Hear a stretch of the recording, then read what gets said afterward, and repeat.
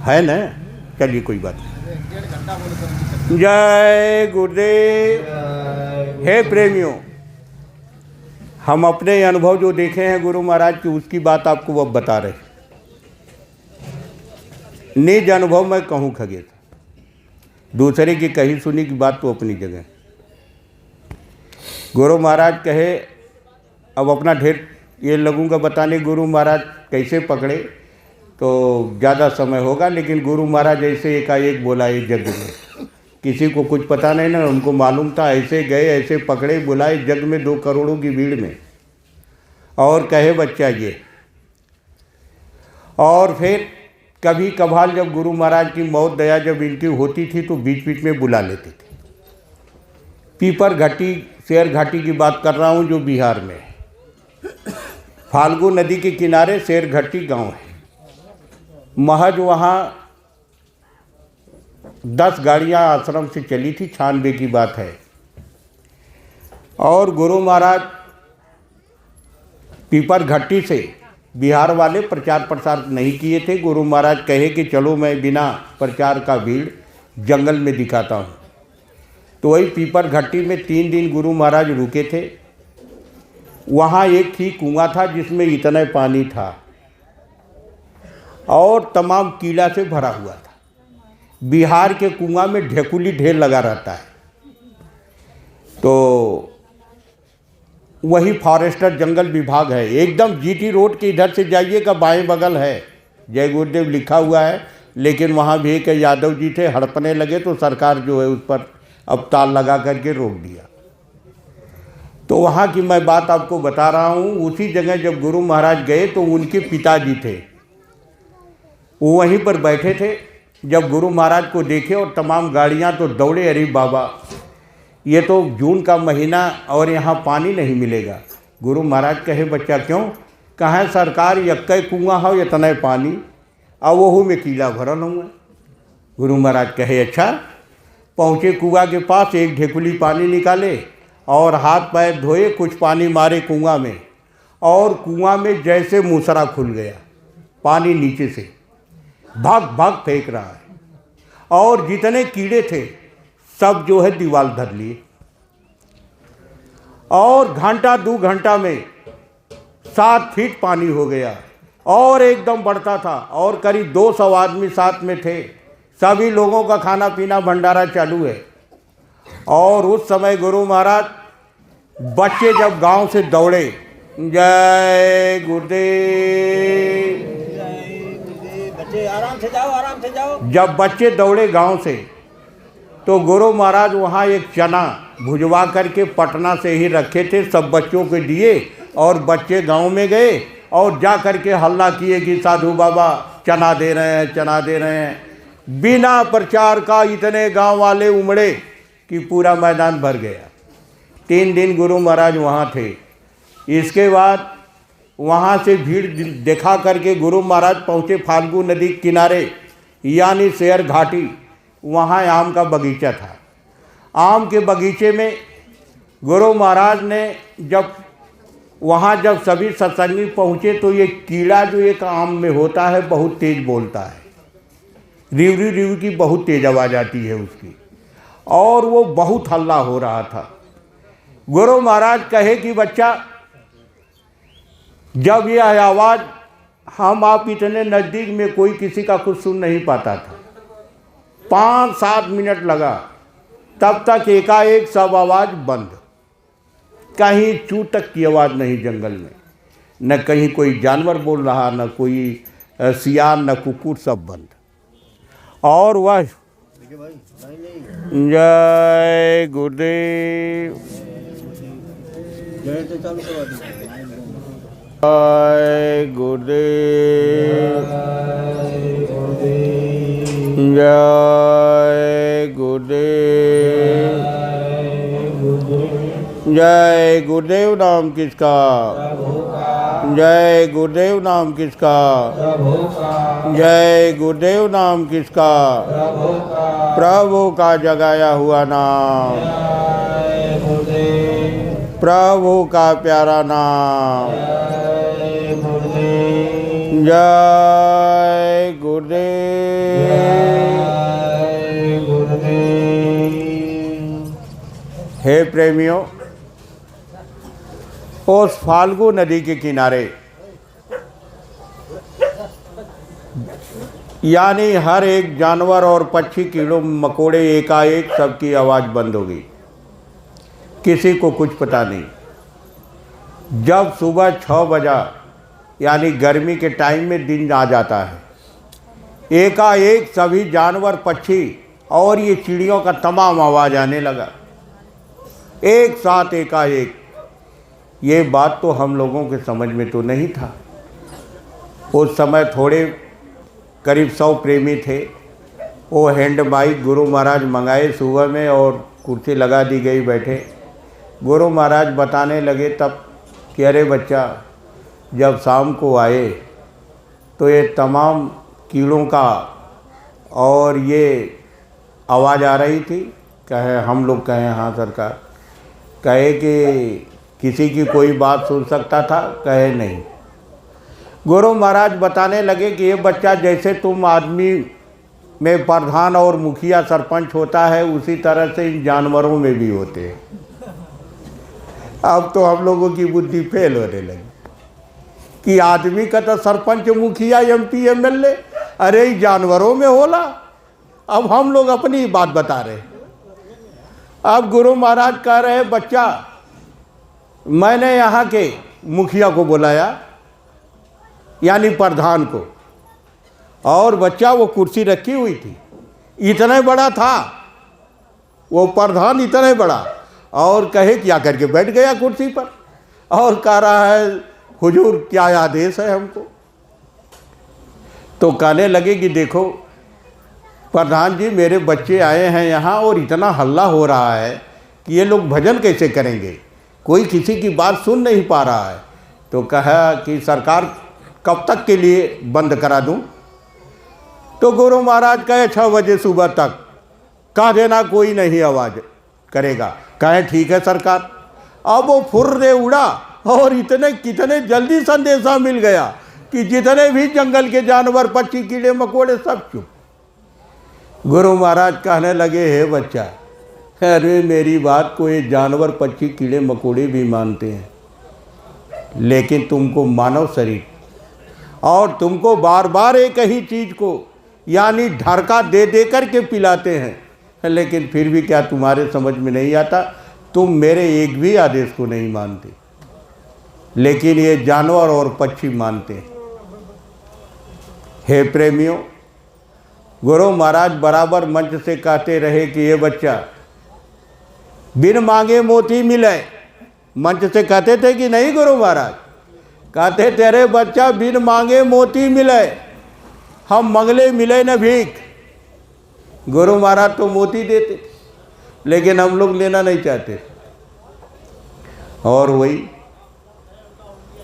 तो हे प्रेमियों, हम आपको बता रहे थे कि यहाँ बड़े बड़े ये रामायण और गीता एक पढ़ने वाले प्रेमियों, आप भी बड़ा ध्यान दीजिएगा। गोस्वामी जी महाराज रामायण में केवल 3 ही जीव को भाग्यशाली बताए हैं। बहुत मोटी भाषा में आपको बताऊंगा। गोस्वामी जी महाराज केवल 3 जीव को भाग्यशाली बनाए। पहला जीव तो कहे कि बड़े भाग्य मानुष तन पावा, ये जो मिला है। क्यों मिला? तो साधन धाम मोक्ष के द्वारा, ये अपने घर जाने का रास्ता। और दूसरा भाग्यशाली गुरु महाराज किसको बनाए? जय गुरु पदयाम्बोजयानुरागी, अते लोकहु बेदहु बड़ा भागी। कहे जिनका गुरु के चरणों में अनुराग हो गया, दूसरे नंबर का भाग्यशाली है। गुरु महाराज मंच से भी कहते थे कि निर्मल मन जन सो मोहि पावा। रामायण में भी गोस्वामी जी महाराज ने तो लिखे कि मोहि कपट छल छिद्र न भावा। कहें हमको 3 प्रकार के जीव तो भाते ही नहीं। और गोस्वामी जी महाराज लिखे हैं कि 3 तरह के जीव संतों की सभा में, सत्संग में जाते भी नहीं। लंपट कपटी कुटिल बिसेखी, सपने हूँ शांत सभा नहीं देखी। कहे 3 प्रकार के जीव तो कभी जाते ही नहीं। और गुरु महाराज उधर बड़ी मोटी भाषा में कहते थे कि निर्मल मन जन सो मोहि पावा। उधर गोस्वामी जी महाराज भी लिखे कि दूसरे दर्जा का जीव भाग्यशाली कौन है, तो जे गुरुपद अम्बुज अनुरागी, यानी जिनको गुरु के चरणों में अनुराग हो गया, तड़प हो गई और वो गुरु को याद कर रहा, तो बाह पकड़े हैं घर ले जाएंगे। ते लोक वेद बड़भागी, यानी लोक और वेद पुराणों में सबसे बड़ा भाग्यशाली वो दूसरे नंबर का जीव है।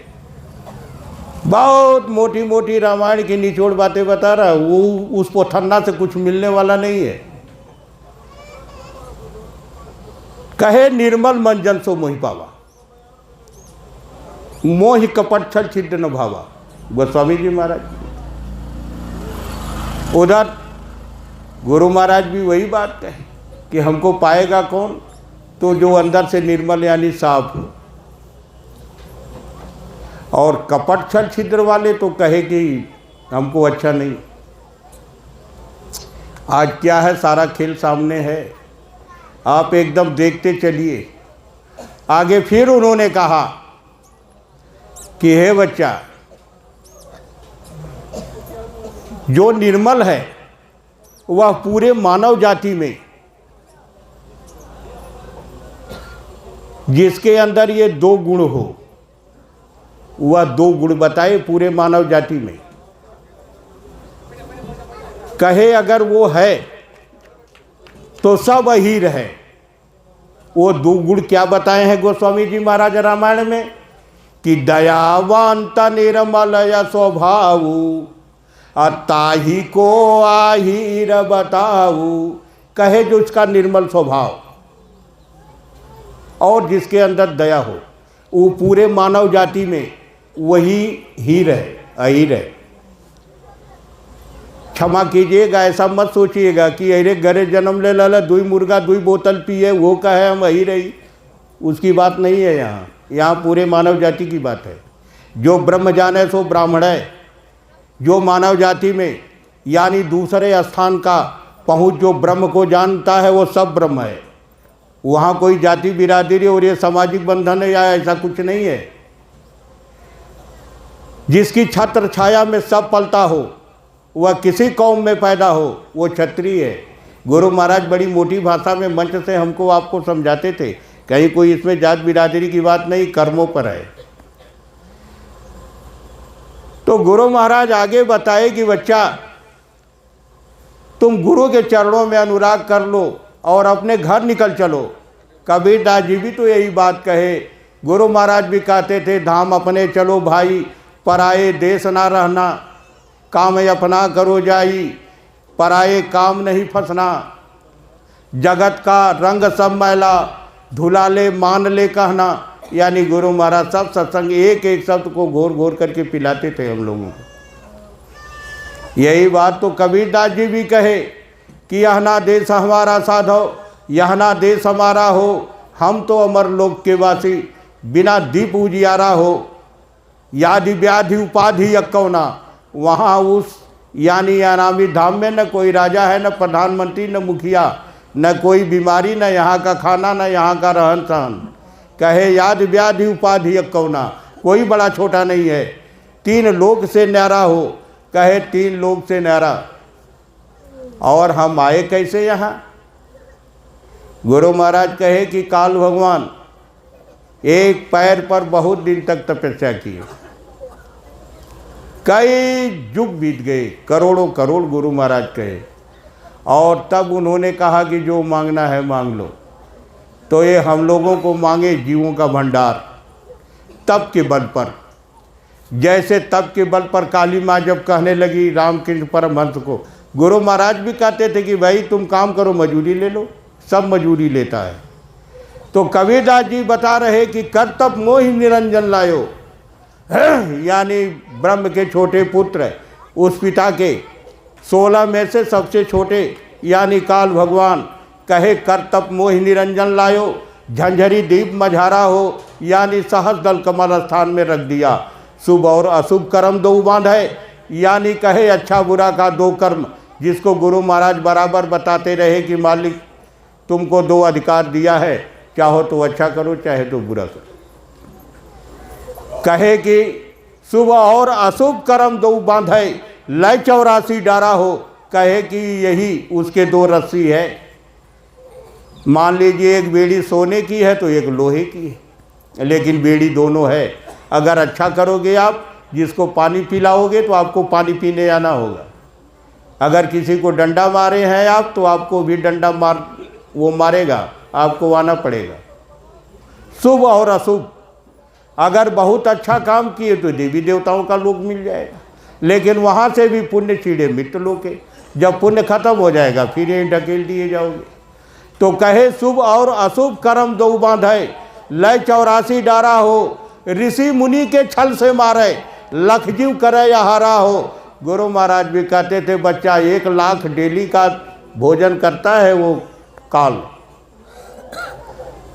कबीरदास जी बता रहे हैं कि ऋषि मुनि जोगी किसी को नहीं निकलने दिया, छल से मारता है। और गुरु महाराज क्या कहे कि ये बच्चा वो काल जो है एक पैर पर खड़ा होकर थर थर थर थर कांप रहा है और कह रहा है कि अरे सरकार, आप तो लगता है कि आप ये पूरी यानी जीवों को जब उठा ले जाइएगा तो हम आपके छोटे पुत्र, अरे हम तो खैले बाहर मर जाब, क्योंकि 1 लाख डेली जीवों का भोजन हमको चाहिए। यानी जेके अगर 4 रोटी खात होए, अगर ओके 2 रोटी देगा उसे बर्दाश्त होई, तो उनके वो छोटे पुत्र वो भी अपना मालिक से कहे कि सरकार ऐसा मत करा, अरे तुहार छोट लड़का है, छोट लड़का पर सब ढेर मया होले। हे प्रेमियों, उस समय गुरु महाराज कहे मंच से ललकार करके कि ये बच्चा, मैंने काल को, गुरु महाराज कहे कि काल को मैंने भारत का यानी बॉर्डरी इलाका सौंप दिया। बॉर्डर का इलाका यानी समुद्र तटवर्ती जितना इलाका है, गुरु महाराज कहे कि मैंने काल को सौंप दिया है। फिर भी काल नहीं माना। गुरु महाराज से कहा अरे सरकार इतने से न पेट भरी, अरे कुछ बिचौओं के दे दा हिस्सा बीच का। तो गुरु महाराज कहे आज वही चल रहा है घड़ी प्रेमियों। गुरु महाराज कहे हे बच्चा चलो बीच का भी, जो नहीं माने वचन हमारा, ताको काल तुम ही संभारा। यानी आदेश जो गुरु महाराज का जो दिए हैं, संत मत ऐसा है जो खाड़े की धार, एक तरफ अगर खाई है तो दूसरे तरफ भी कुआं है, समझ लीजिए। ये ऐसा मत है कि जैसे पेड़ खजूर चढ़ सके तो फल चखे, रस चखे, और नहीं अगर गिरे तो चखना चूर। तो गुरु महाराज के सामने तो हम ही लोग थे। अरे पहली जो है वो मार हम लोगों के ही